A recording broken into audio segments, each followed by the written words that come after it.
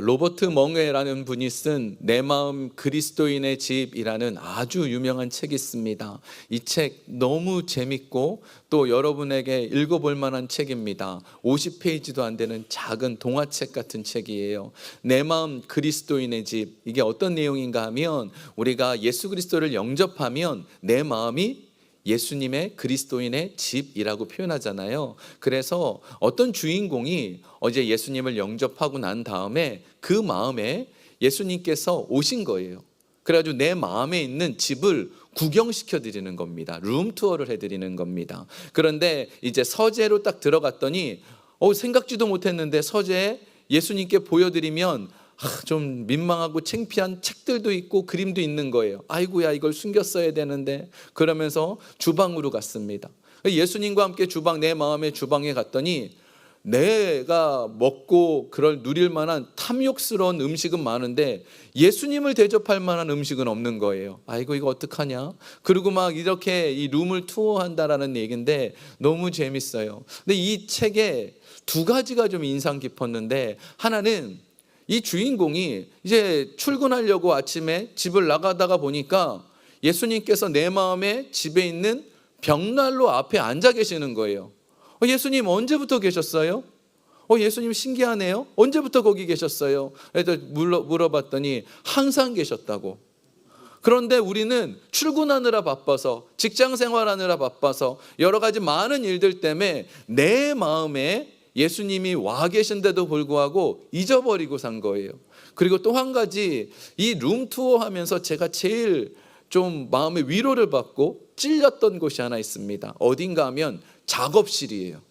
이 주인공이 일하는 작업실에 예수님을 모시고 갔는데 내가 열심히 살아서 아주 능력 있게 많은 걸 만들어 놨다고 생각하고 예수님을 보이려고 딱 들어갔는데 가서 보니까 너무 초라한 거예요.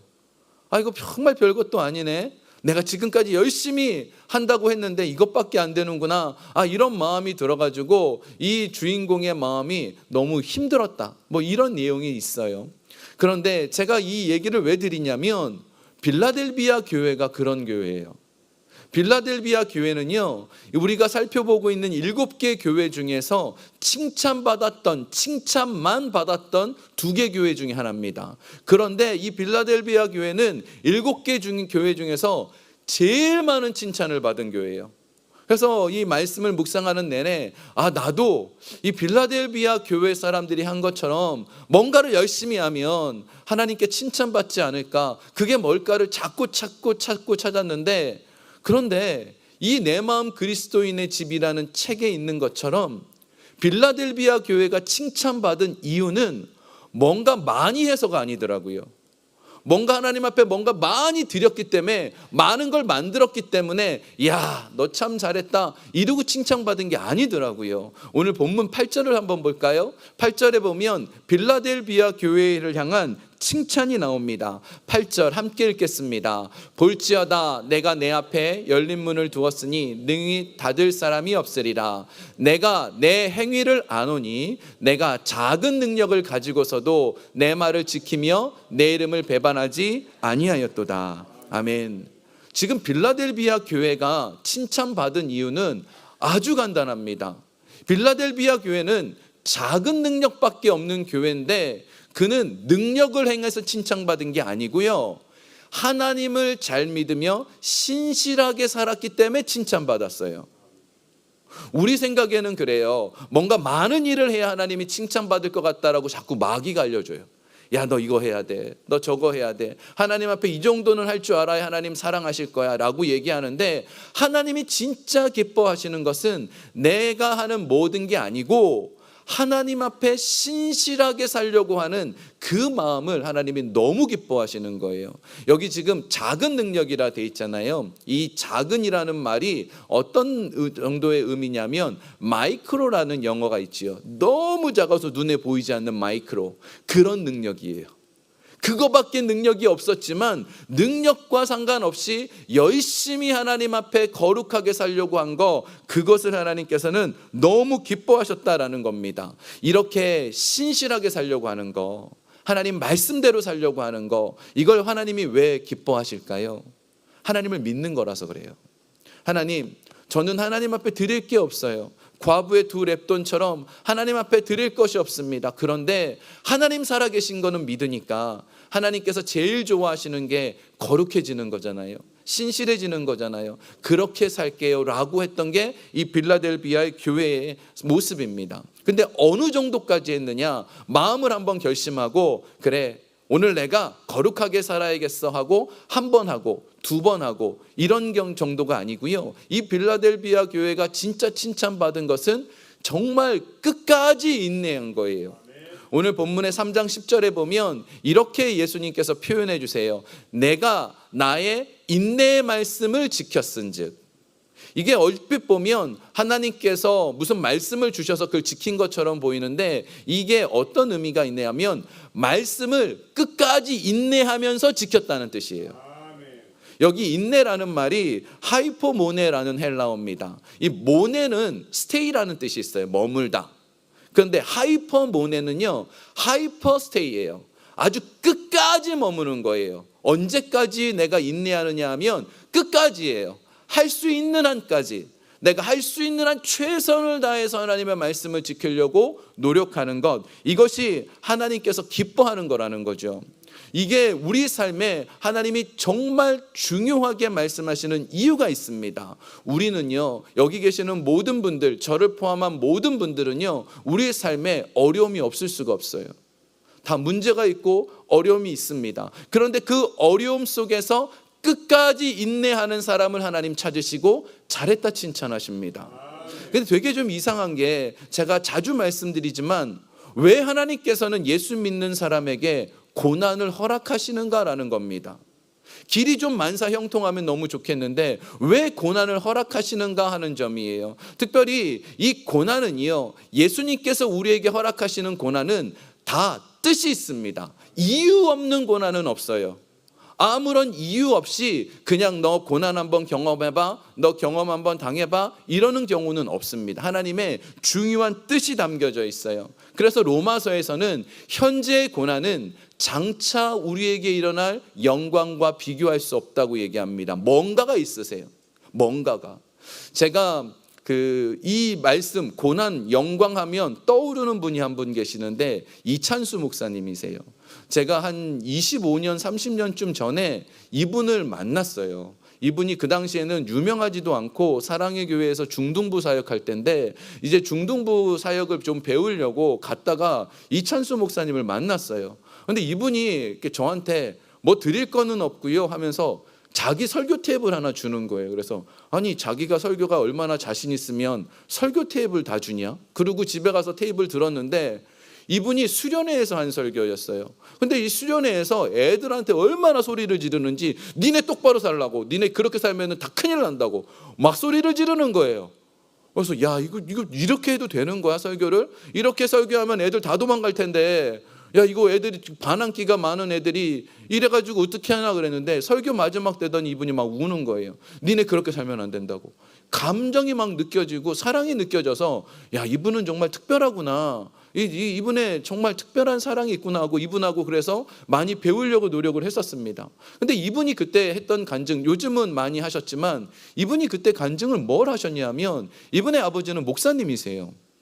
근데 이 목사님이 교회에 무슨 일이 있었는지 모르지만 작은 교회였는데 교회에 문제가 생겨서 40일을 금식 기도를 하고 있었습니다. 근데 금식 기도하다가 그냥 소천하신 거예요. 그러면은 이 아들의 입장에서는 하나님을 믿는데 어떻게 이 목사님을 금식 기도하고 있었는데 하나님께서 데려가실 수 있냐고 막 원망이 되고 힘들었고 그런 상황에서 이민까지 오게 되었었습니다. 그런데 이 목사님이 지금도 하시는 얘기가 그거예요. 나는 내가 잘해서 목회를 잘한다라는 게 아니에요. 아버지의 그 열매를 따먹고 있는 거고 어머니의 기도의 열매를 따먹고 있다라는 거예요. 그때마다 제가 느끼는 건 그겁니다. 고난이 주어졌는데 굉장히 극심한 고난인데 하나님께서는 이 고난에는 뜻이 있게 만드시는 거예요. 요즘 이찬수 목사님의 설교의 영향력이 얼마나 대단합니까? 그분의 말로 인하여서 교회가 바뀌고 있고 많은 사람들이 변화되고 있잖아요. 지금은 우리가 느낄 수가 없어요. 고난에 대해서 왜 인생 속에 내 어려움이 있는지 이 부분을 느낄 수가 없습니다. 그런데 하나님께서는 무엇인가 뜻이 있는 거예요. 그래서 우리가 어떻게 해야 될까요? 끝까지 인내해야 돼요. 언제까지요? 끝까지. 영광이 나타날 때까지 인내하는 겁니다. 대표적인 사람이 누구냐? 다윗입니다. 다윗이 17살 때 왕으로 기름 부음 받았습니다. 그래서 그러고 난 다음에 했던 일은 사울 밑으로 가가지고 사울의 그 몸종처럼 하프도 연주하고 시중도 들고 그러다가 그 후에는 오히려 쫓겨다닙니다. 13년간을 쫓겨다녀요. 얼마나 마음이 괴로웠겠어요. 인생의 가장 젊은 때 아닙니까? 혈기왕성한 그 시기를 쫓겨다닙니다. 그런데 쫓겨다닐 때 그때마다 하나님께 기도한 게 있어요. 시편에 보면 주님 언제까지입니까? 주여 어느 때까지니까? 시편에 이 표현이 자주 나와요. 주님 어느 때까지니까? 내가 언제까지 고난 속에 있어야 됩니까? 라고 얘기를 하는데, 그러면 성경에서 하나님께서 너는 1년 후, 너는 10년 후, 이런 말씀이 단 한 번도 나온 적이 없어요. 아무 말씀을 안 하세요. 주여 어느 때까지니까? 라고 하는데 하나님은 대답이 없으시더라고요. 그런데 결국은 하나님께서 때가 되니까 왕으로 세우시잖아요. 우리 그리스도인의 인생은 그래요. 고난의 길이 있을 때 그 고난의 길을 언제까지 곁일까요? 끝까지. 우리 한 번 하다 멈추는 거 말고, 두 번 하다 멈추는 거 말고 끝까지. 하나님 살아계신다는 걸 믿는다면 끝까지. 하나님이 우리를 위해서 놀라운 축복을 예비하셨기 때문에 그래요. 이 빌라델비아 교회를 향하여서 축복을 예비하셨는데 정말 큰 축복은 열린 문을 두셨다는 겁니다. 열린 문을 예수님께서 예비해 놓으셨어요. 오늘 본문 한번 다시 보겠습니다. 3장 8절 한번 볼까요? 함께 읽겠습니다. 시작. 볼지어다 내가 내 앞에 열린 문을 두었으되 능히 닫을 사람이 없으리로다.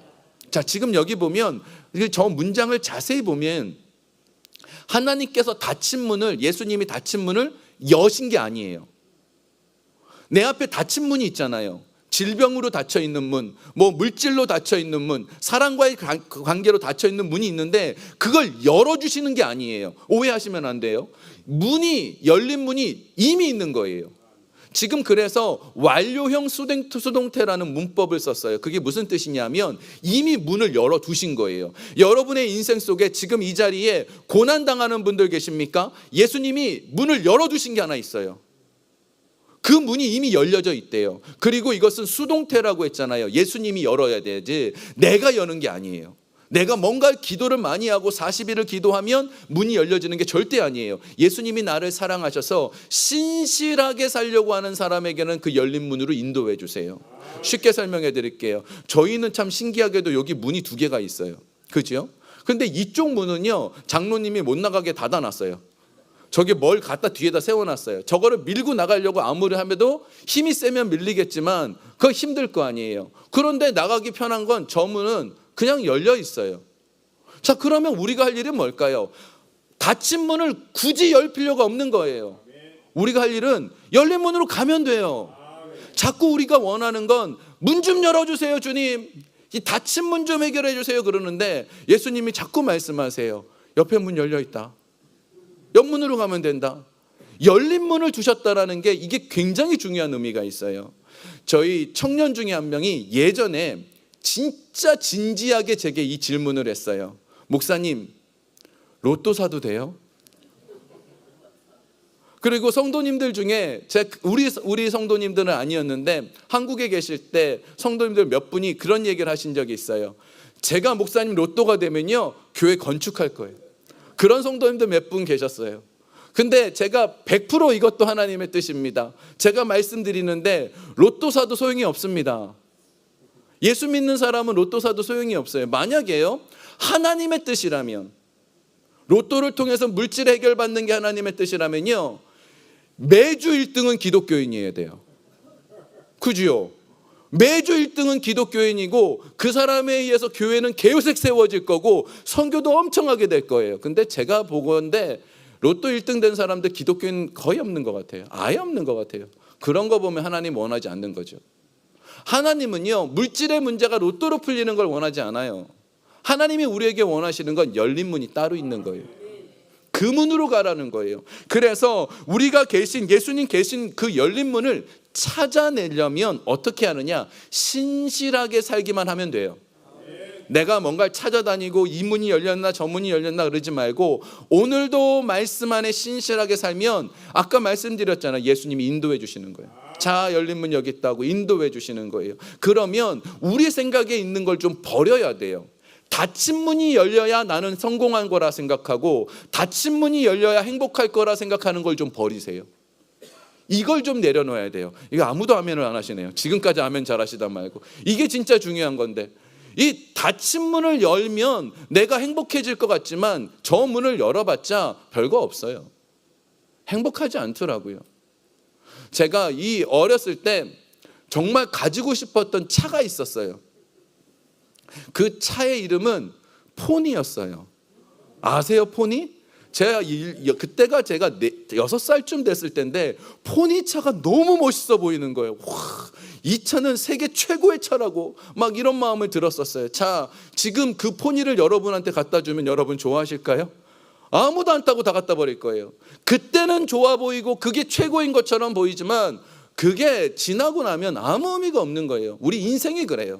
근데 예수님이 열어놓으신 열린 문으로 가면 우리의 삶에 하나님이 주신 것이기 때문에 제일 좋은 것, 내 인생에 가장 적합한 것으로 채워주신다라는 겁니다. 그래서 우리 이 말씀을 좀 기억할 필요가 있어요. 저 문을, 열린 문을 두시는 예수님이 어떤 분이냐. 우리 본문 3장 7절 한번 보겠습니다. 우리 열린 문을 두시는 예수님에 대해서 이렇게 표현합니다. 빌라델비오의 사자에게 편지하라. 거룩하고 진실하사 다윗의 열쇠를 가지시니 곧 열면 닫을 사람이 없고 닫으면 열 사람이 없는 그가 이르시되. 우리가 자꾸 열면 닫을 사람, 닫으면 열 사람 여기에 초점을 맞추는데 여기에서 중요한 포인트는 다윗의 열쇠예요. 다윗의 열쇠가 뭐냐 하면 다윗이 열쇠를 가지고 있는 게 아니고요. 다윗의 열쇠는 어떤 의미가 있냐면 왕이요, 자기가 집 문 다 열고 다닐까요?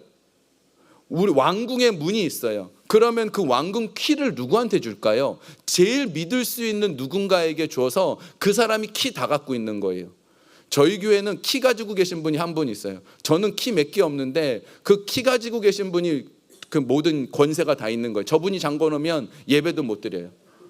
그 열쇠를 가진 사람이 힘이 있는 거잖아요. 예수님이 그런다는 뜻이에요. 예수님은 권세를 가져서 모든 열쇠를 가지고 있는데 어디의 열쇠냐? 천국과 지옥의 열쇠이기도 하지만 우리 삶의 모든 것을 주관하시는 분이란 뜻이에요. 내 삶의 문제도 열 수 있고 내 삶의 문제도 닫을 수 있는 분이란 뜻이에요. 자, 그렇다면 나를 아신다는 거죠. 나를 보신다는 겁니다. 빌라델비오 교회를 향하여서도 내가 너희의 행위를 보았다라고, 안다라고 얘기를 하세요. 내가 너희의 모든 것을 안다라고 말씀하세요. 우리의 모든 것을 이미 아십니다. 그분은 우리의 모든 걸 아세요. 뭐가 필요한지도 아시고 뭐가 문제인지도 아시고 어떻게 해야 되는지도 아십니다. 그러면 그분을 믿고 우리가 할 일은 뭘까요? 신실하게만 살면 돼요. 자꾸 뭘 능력적으로 발휘하려고 그러면 저 같은 사람 천국 그 끄트머리에 앉아 있을 거예요. 저는 저 같은 사람 진짜 할 수 있는 게 없는 사람은 얼마나 그게 하나님 앞에 부끄럽겠어요. 근데 하나님 그렇게 보지 않는데요. 마음을 보셔요. 내가 신실하게 사는 행위를 보세요. 이렇게 신실하게 살면 열린 문을 예배해 놓으셨고 또 하나의 축복이 있습니다. 그것이 무엇이냐? 하나님의 성전에 기둥이 되게 만들어 주세요. 우리 3장 12절 우리 함께 좀 읽어보겠습니다. 시작. 이기는 자는 내 하나님 성전에 기둥이 되게 하리니 그가 결코 다시 나가지 아니하리라. 내가 하나님의 이름과 하나님의 성 곧 하늘에서 내 하나님께로부터 내려오는 내 새 예루살렘의 이름과 나의 새 이름을 그의 위에 기록하리라. 아멘. 여기 지금 이기는 자는 이라는 표현이 나오죠. 우리 계속 요한계시록 볼 때 그 교회들마다 이기는 자는 이라는 표현이 나와요. 근데 그 이기는 자는 이라는 표현은요, 내가 뭔가를 해서 이겨내는 게 아니고요, 구별되게 사는 사람은 이란 뜻이에요. 내가 세상 사람들처럼 살지 않고 구별되게 사는 사람은, 아이고 저 사람들 다 그러고 살던데요, 저 사람들 맨날 노래방 다니던데요, 그럼 나도 좀 가면 어때요? 우리 데이케어에서 맨날 트로트 불러요. 나도 부를래. 그러면 안 되는 거죠. 아무리 그래도 나는 안 하겠다. 나는 하나님의 찬양만 하겠다. 결심하는 거예요. 그게 이기는 거예요. 이기는 자는 기둥이 되게 해주시는데, 건물에서 제일 중요한 게 뭘까요? 기둥이에요. 기둥. 저희 교회가 지금도 조금씩 뭔가 이렇게 수리하고 레노베이션을 하고 있어요. 좀 관심이 있으신 분들은 뭐가 또 바뀌었는지가 좀 보이실 거예요. 그런데 이 일을 누가 해주시고 계시냐면, 우리 집사님 중에 한 분이 시간이 될 때마다 그 하시던 생업을 멈추고 시간이 되면 와서 리노베이션을 해주시는데, 공사를 해주시는데, 저희가 재정이 넉넉하지 않으니까 이분이 자꾸 교회에 있는 뭔가를 재활용하세요. 새로 뭔가를 사는 게 아니라 재활용하세요. 그래서 책장을 잘라갖고 뭘 만드시고 그래요. 근데 이분이 절대 건드리지 않는 게 하나 있어요. 절대 건드려서는 안 되는 게 있어요. 뭘까요? 기둥이에요. 이 기둥 건드리면 무너지는 거예요. 저희 이게 기둥이래요. 저희 교회는 이 가운데 기둥이 없잖아요. 저게 저 바깥에 있는 게 기둥이래요. 그래가지고 저걸 가지고 이거를 깨부셔가지고 뭘 쓰겠다 그러면 안 돼요. 다 무너지는 거예요. 기둥이 중요한 거예요. 근데 이기는 자는, 세상과 구별되게 살려고 하는 자는 하나님, 예수님이 뭘 만들어 주신다고요? 기둥. 우리를 중요하게 여겨주신대요. 우리를 중요하게 생각해 주신대요. 저는 이게 얼마나 감사하냐면, 제 모습을 바라보면 너무 쓸모없어 갖고 길가에 돌멩이처럼 갖다 버려질 것 같아요. 그게 우리의 초라한 모습이잖아요. 우리가 하나님 앞에 섰을 때 우리가 얼마나 부끄러운 게 많겠어요. 그런데 하나님 그렇게 말씀하시지 않고 기둥 삼아 주시겠대요.